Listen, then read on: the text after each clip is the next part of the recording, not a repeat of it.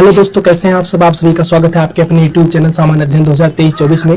देखिए, हम राज्य पुनर्गठन आयोग पूरी तरह से पढ़ चुके हैं। राज्य पुनर्गठन आयोग जो टॉपिक थी हमारी वो समाप्त हो चुकी है।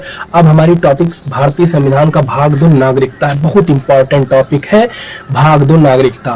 देखिए, उससे पहले आपको एक बात बता दें, हम जो कुछ बोल रहे हैं, जो कुछ पढ़ा रहे हैं, ये हम खुद से नहीं कर रहे हैं, ठीक है। सिर्फ हम पढ़ रहे हैं, लेकिन हमारे ऊपर समझ लीजिए भगवान है, हमारे गाइडर हैं। विनायक जी जो इस समय मतलब प्राइमरी स्कूल में टीचर हैं, पहले बहराइच में ही थे, लेकिन अब इस समय मिर्जापुर में पोस्ट है। डेली कुछ ना कुछ कंटेंट हमें देते रहते हैं फोन पे।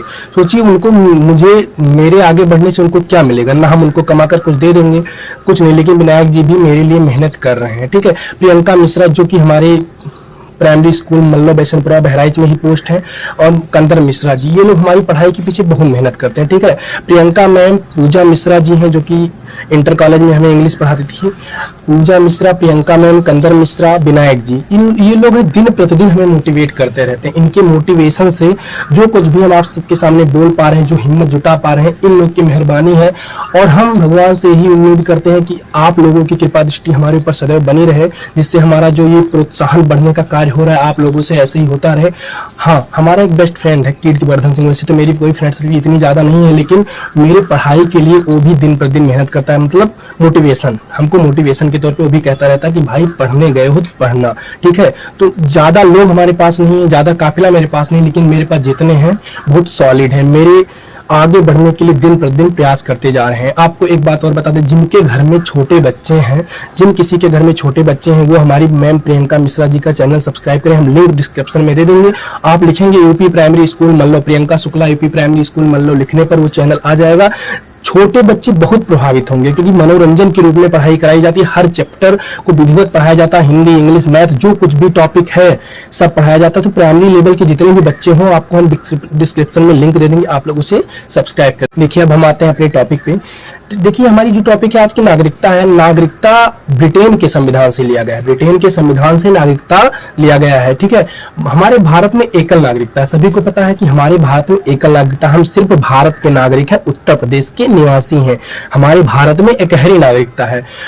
एक बात और बताते चले, अमेरिका में, संयुक्त राष्ट्र अमेरिका यूएसए में दोहरी नागरिकता है। यानी एग्जाम्पल पर बता दें कि अगर हम भारत के नागरिक हैं तो हमें उत्तर प्रदेश के नागरिक भी होना जरूरी है, वहां दोहरी नागरिकता है। एक बात और बताते चल रहे हैं, स्विट्जरलैंड एकमात्र ऐसा देश है दुनिया का, स्विट्जरलैंड दुनिया का एकमात्र ऐसा देश है जहां पे तिहरी नागरिकता है। प्रावधान क्या है मुझे नहीं पता है, लेकिन वहां पे तिहरी नागरिकता, जो कुछ मैं पढ़ा हूं आपको बता रहा हूं, ठीक है। स्विट्जरलैंड प्रत्यक्ष लोकतंत्र में भी आता है। प्रत्यक्ष लोकतंत्र का सबसे अच्छा उदाहरण स्विट्जरलैंड, मैंने फर्स्ट वीडियो में ही बता दिया था। देखिए, नागरिकता क्या है। नागरिकता एक ऐसा वैधानिक प्रमाण पत्र है, नागरिकता एक ऐसा वैधानिक प्रमाण पत्र है जो संविधान अपने देश के नागरिकों को पहचान के रूप में देता है। एग्जाम्पल के तौर पे passport, ration card, voter ID, ऐसे करके जो कुछ होते हैं, मतलब पहचान पत्र, आईडी, वो संविधान अपने देश के नागरिकों को देता है पहचान के रूप में, ठीक है। अब इसके कुछ महत्वपूर्ण जो अनुच्छेद है, 5 से 11 तक अनुच्छेद है। ये भारतीय संविधान का भाग 2 है, ठीक है। इसमें 5 से 11 तक आर्टिकल्स हैं। हम आर्टिकल्स 5 की बात करते हैं। आर्टिकल्स 5 ये कहता है कि जो भारत में रह रहा है, मतलब भारत में रहता है, मूल संविधान से रह रहा है, वो भारत का नागरिक है। मतलब संविधान लागू होने तक नागरिक, होने से नागरिक, संविधान की शुरुआत से नागरिक। इसमें जैसे जो बच्चा भारत में जन्मा हो वो भारत का नागरिक, ठीक है। जो जिसके माता पिता भारतीय हो वो भारत का नागरिक, ठीक है। जिसके माता पिता भारतीय नागरिक, वैधानिक नागरिक हो वो नागरिक। मतलब कि जो जिस बच्चे का जन्म भारत में हुआ हो, जिसके माता पिता भारतीय हो, वह बच्चा भारत का नागरिक कहलाएगा, ठीक है। अब आर्टिकल 6 कहते हैं, हाँ, लेकिन एक बात बताते चले, जो 5 साल यानी 1945 संविधान बनने के 5 साल से भारत रह रहा, 5 साल पहले से भारत में है, वह भारत का नागरिक होगा। ये टॉपिक मुझसे छूटी जा रही थी। जो 1945 से भारत में रह रहा है संविधान बनने तक, वह भारत का नागरिक होगा। आर्टिकल 6 हमारा ये कहता है कि जो लोग पाकिस्तान से भारत आए उनके संबंध में नागरिकता, भारत से पाकिस्तान से भारत आने के संबंध में नागरिकता है कि जो लोग पाकिस्तान से भारत 19 जुलाई 1948 से पहले आ गए वे सब भारत के नागरिक, लेकिन 19 जुलाई 1948 के बाद जो भारत में आएंगे उन्हें कम से कम 6 माह भारत में रहने पर ही नागरिकता दी जाएगी। अब हमारा आर्टिकल 7 जो है भारत से पाकिस्तान गए लोगों के संबंध में नागरिकता, यानी 1 मार्च 1947 से पहले जो भारत से पाकिस्तान चले गए और वापस आ गए, 1 मार्च 1947 से पहले जो भारत से पाकिस्तान गए और वापस आ गए वे भारत के नागरिक होंगे, लेकिन जो उसके बाद आए हैं उन्हें 6 माह भारत में रहने के बाद नागरिकता दी जाएगी। ठीक है। आर्टिकल 8, भारत मतलब क्या नाम है, भारत के बाहर जन्मा बच्चा तभी भारत का नागरिक होगा जब उसके माता पिता भारतीय हो।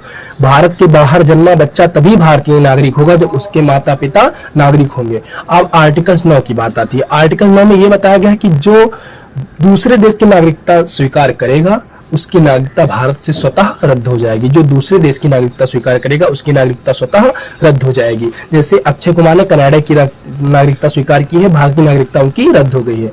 आर्टिकल 10 हमारा ये कहता है कि यदि संविधान की नागरिकता के बनाए गए प्रावधानों का कोई उल्लंघन करता है या उसके प्रावधानों को तोड़ता है तो उसकी नागरिकता रद्द कर दी जाएगी अथवा छीन ली जाएगी। जैसे देश विरोधी नारा लगाना, किसी दूसरे देश की नारेबाजी करना, दिवालिया होना, अपने देश की खुफिया जानकारी किसी दूसरे देश को देना, ऐसा कोई कार्य करना जिससे अपना संबंध दूसरे देश से खराब हो, ऐसा करने पर नागरिकता आर्टिकल 10 के तहत छीन ली जाएगी।